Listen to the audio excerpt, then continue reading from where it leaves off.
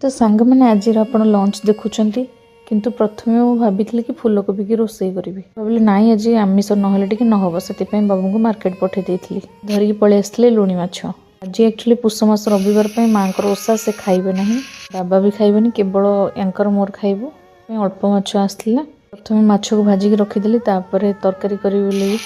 कड़ई बसई देकी पियाज पकईदेली पियाज ब्राउन हो गला बाटिकी रखी लंका अदा रसुण जीरा सोरिष धनिया पत्र टमाटर पेस्ट पकईदेली आउ गोटे टमाटर काटिकी पकईदेली स्वाद अनुसार लुण लंका हलदी आउ मीट मसला पकईदे पानी टिके देदेली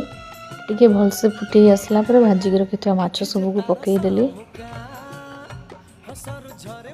तापर आम माछ को भलसे घांटी सारा से गोटे आंबुलटा पकईदेवा कहीं बिना आंबुलर बेसर भल लगे तो अल्प पानी देती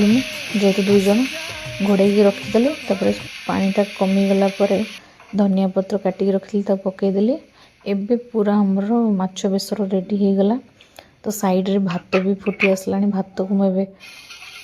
गाड़ी नेबी गाड़ी सारा गोटे कड़ई बसईदेली कहीं आमर पिता शाग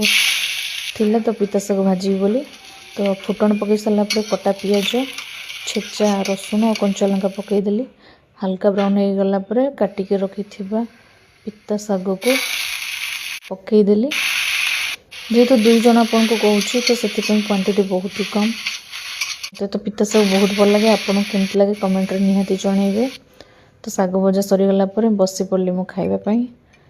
सत कौच सांग मैंने बेसर झोल लगे केवल खाईदेवे आप आ गरम गरम शाग भजा आ गोटे कोकल माछ भजा आनी देखा आ गोटे वीडियो रे।